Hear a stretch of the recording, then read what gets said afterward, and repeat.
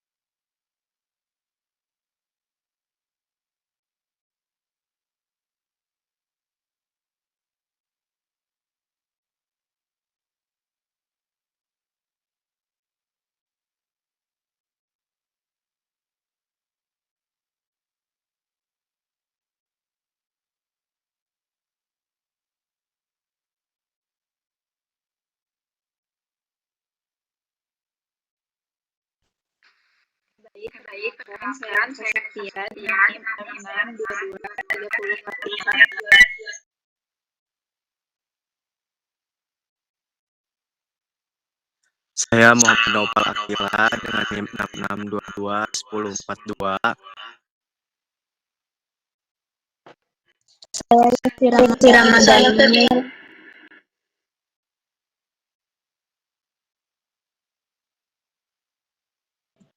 Baik, saya diajukan NIM 662210 sebagai materi. Saya si Ramadhani dengan NIM 662236 sebagai materi.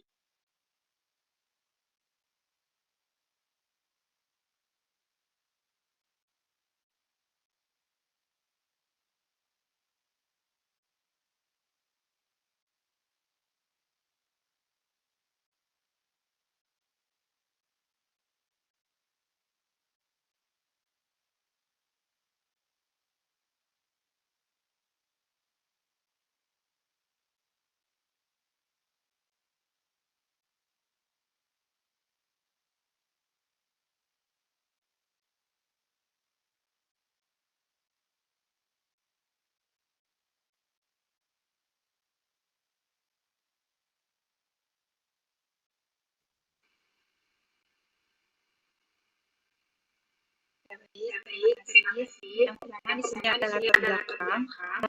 Besok project concept store ini didirikan pada tahun 2013 oleh Jeremy Hartono di Bandung. Bergerak di fashion dengan fokus utamanya itu pakaian jeans dan juga berbagai macam apparel.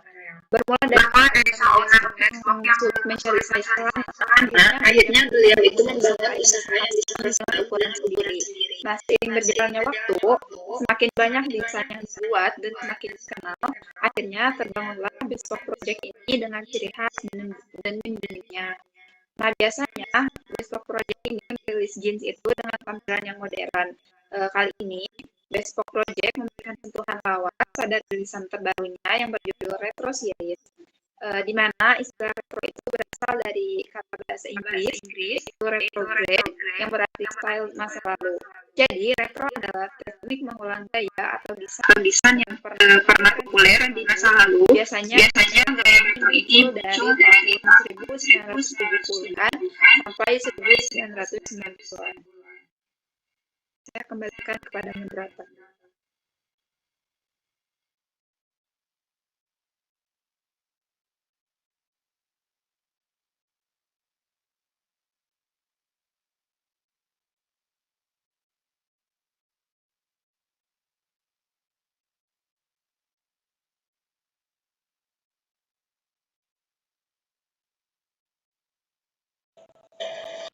Baik, terima kasih untuk moderator untuk selanjutnya itu ada visi dan misi dari bespoke project.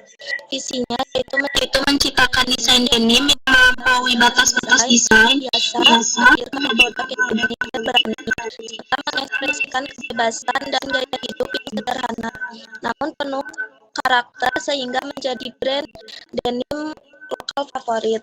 Nah, untuk misinya yang pertama menghadirkan desain denim yang inovatif dan eksperimental, tidak takut bereksperimen dengan potongan, warna, dan tekstur. Yang kedua, menyampaikan pesan kebebasan dan anti kemapanan melalui koleksi yang terinspirasi dari gaya hidup bohemian dan tren budaya populer seperti poverty chic. Dan yang ketiga, memukau penggemar streetwear dengan koleksi yang berani dan edgy. Dan yang terakhir, misinya yaitu mengutamakan kualitas dan bahan juga material. Saya kembalikan kepada Samsung.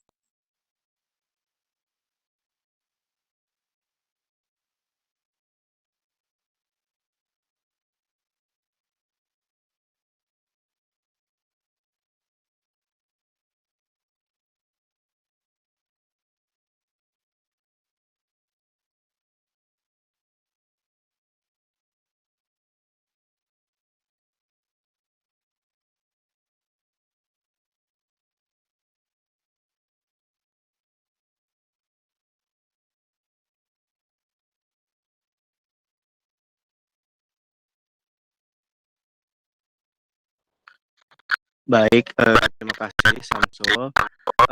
Di sini ada struktur organisasi dari Bespoke Projector. Untuk jabatan tertingginya yaitu ada owner, lalu di bawahnya yaitu ada kepala produksi dan marketing, di bawah itu ada accounting, lalu ada digital marketing dan marketplace spesialis. Selanjutnya itu admin produksi, kepala gudang offline, kepala gudang offline juga, dan customer service online. Di bawah customer service online itu ada kepala editor, video dan editor. Selanjutnya itu ada summer spesialis. Di bawah accounting juga itu ada controlling gudang dan produksi. Terima kasih.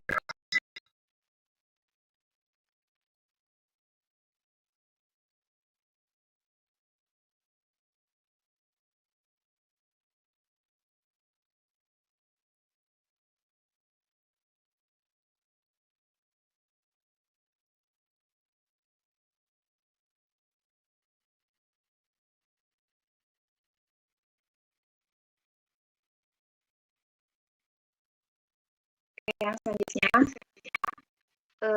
di sini ada tahapan rekrutmen.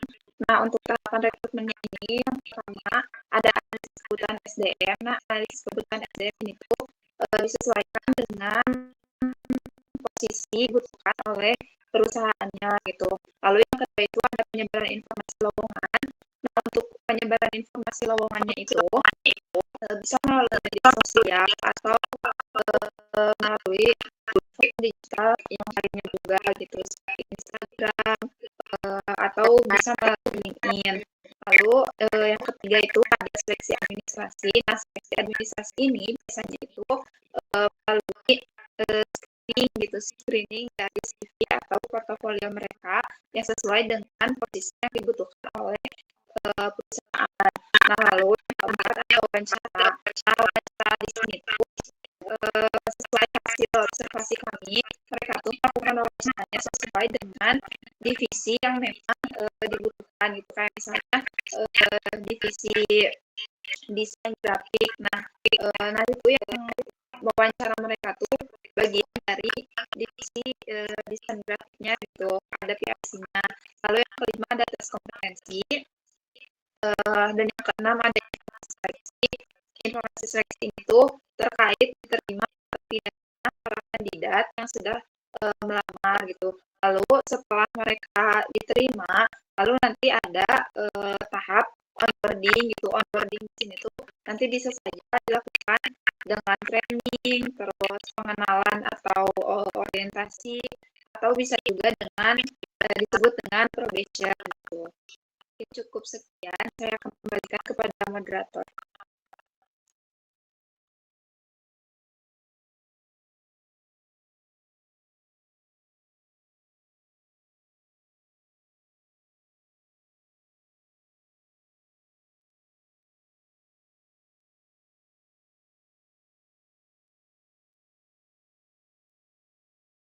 Baik, terima kasih moderator. Di sini saya akan menjelaskan tentang sumber dan metode rekrutmen. Yang pertama, sumber rekrutmen ada 3 bagian. Yang pertama, platform online seperti situs lowongan kerja dan media sosial untuk menjaring kandidat yang sesuai. Yang kedua, rekomendasi dari karyawan internal atau jaringan profesional. Yang ketiga, job fair atau acara perekrutan yang relevan dengan industri retail dan fashion. Di bagian metode rekrutmen, yang pertama ada seleksi administrasi melalui CV dan portofolio. Yang kedua, wawancara langsung untuk menilai kecocokan kandidat. Yang ketiga, tes keterampilan atau simulasi kerja yang relevan dengan posisi yang dibutuhkan. Yang terakhir, penilaian budaya perusahaan untuk memastikan kandidat sesuai dengan nilai dan visi perusahaan. Selanjutnya saya serahkan ke moderator.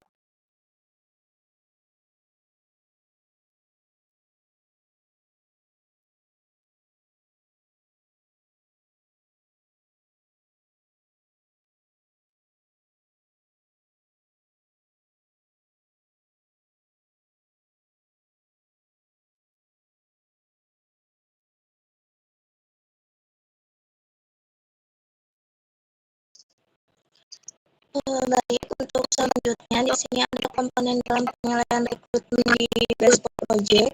Mereka itu ada 5, yaitu yang pertama kesesuaian kompetensi dan keterampilan, yang kedua pengalaman kerja. Jadi kalau di Bespok itu mereka nyarinya yang punya pengalaman kerja minimalnya 1 tahun. Terus yang ketiga kemampuan interpersonal dan pelayanan pelanggan. Jadi harus bisa handle apa kebutuhan pelanggan dan harus bisa handle komplain dari pelanggan. Yang keempat, motivasi karyawan dalam bekerja, dan yang kelima harus good attitude. Mungkin sekian, saya kembalikan kepada Samsul.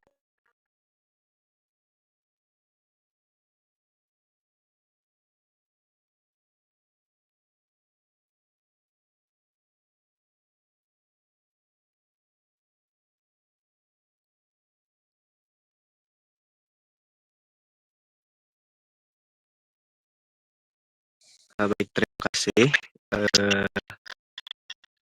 Selanjutnya yaitu ada proses seleksi karyawan di Bespoke Project.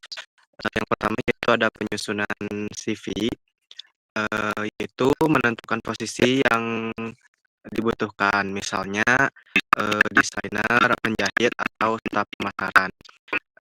Selanjutnya juga penyusunan CV ini bertujuan untuk menyusun kriteria yang diperlukan seperti pengalaman, keterampilan, dan pendidikan. Yang kedua yaitu ada tes keterampilan atau keahlian, yaitu bertujuan untuk mengadakan tes praktis seperti membuat desain atau menjahit untuk menilai kemampuan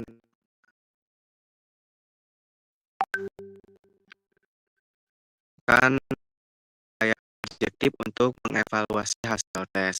Yang ketiga yaitu ada wawancara lebih lanjut atau wawancara mendalam, bertujuan untuk mengundang calon yang lolos tes keterampilan untuk wawancara secara tatap muka. Juga untuk menggali lebih dalam tentang penilaian, pengalaman, visi dan nilai-nilai dari calon tersebut. Yang selanjutnya yaitu terakhir ada penawaran kerja, yaitu untuk menyusun dan mengirimkan surat penawaran kerja kepada calon yang terpilih dan menjelaskan lebih detail mengenai gaji, tunjangan, dan syarat-syarat kerja lainnya. Mungkin itu yang saya dapat sampaikan. Selanjutnya saya serahkan kepada moderator.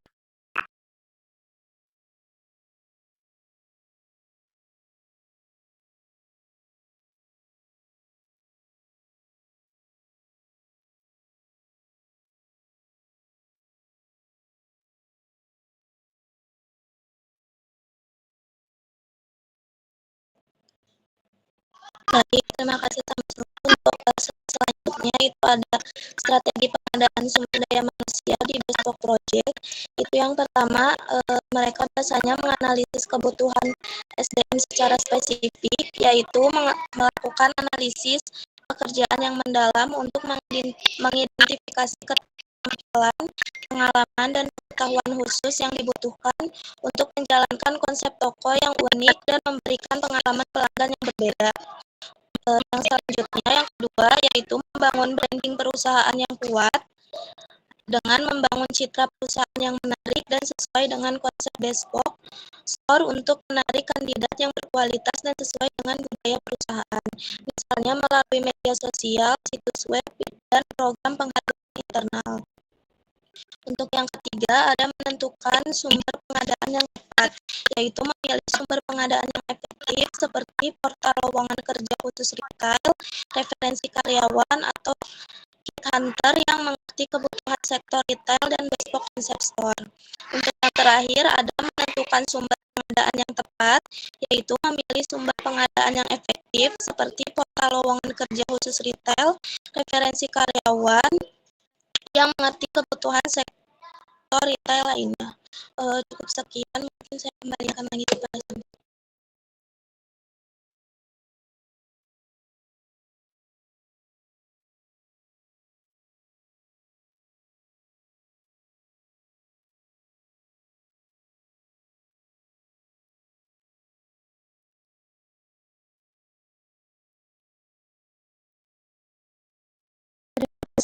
Moderator, baik di sini saya akan menjelaskan tentang evaluasi dan perbaikan pengadaan SDM.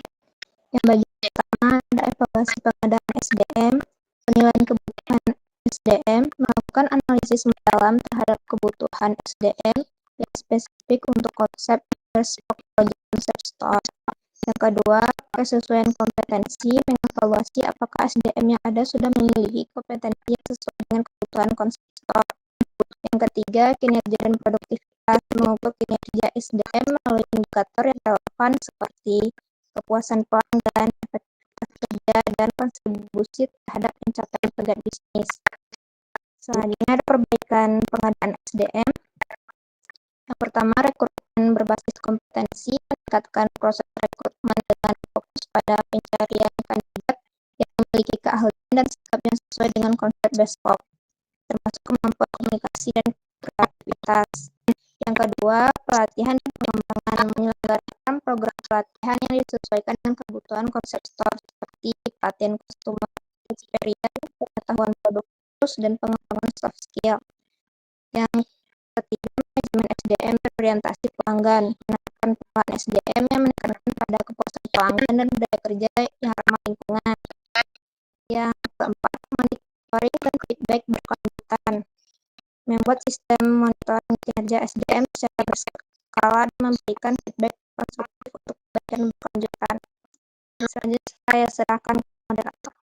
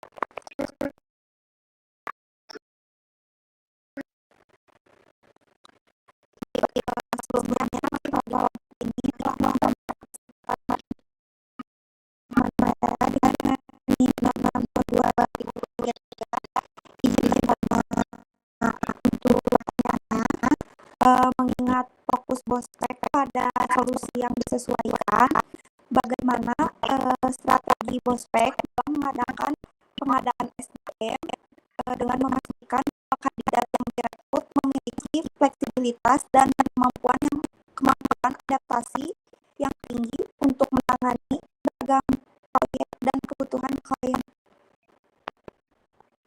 Untuk pertanyaannya, apa jelas?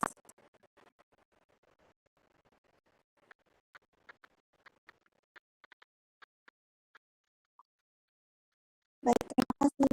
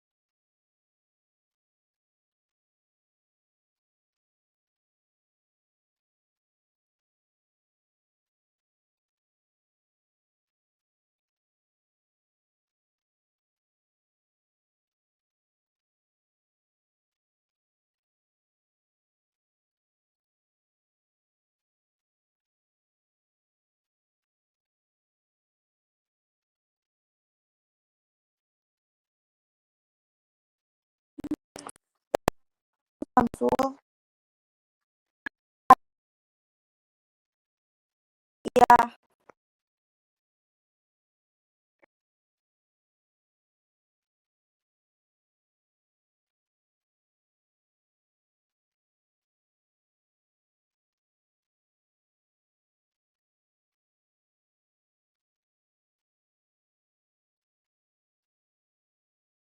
Betul.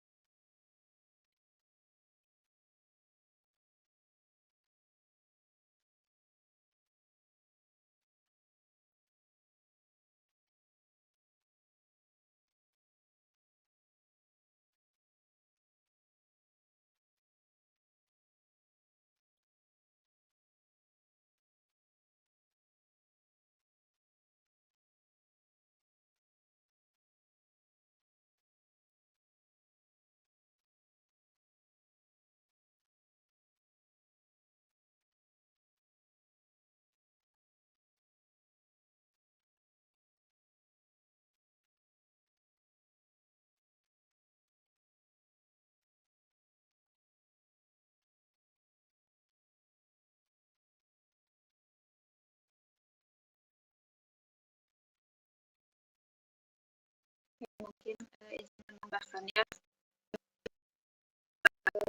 mungkin untuk apa ya, untuk memastikan itu kandidatnya itu memiliki fleksibilitas dan juga kemampuan adaptasi yang tinggi itu bagaimana gitu. Nah, kebetulan di perusahaan ini tuh mereka lingkungan kerjanya itu tidak ada senioritas, jadi setiap ada anggota atau karyawan yang baru masuk itu mereka sangat merangkul gitu, bahkan sebelum mereka onboarding atau langsung kerja gitu, itu mengadakan dulu pelatihan atau training gitu selama 3 bulan. Itu tuh dihitungnya masa probation gitu. Terus untuk harinya. Yang benar-benar mereka di training itu selama 1 minggu. Nah, proses trainingnya itu mereka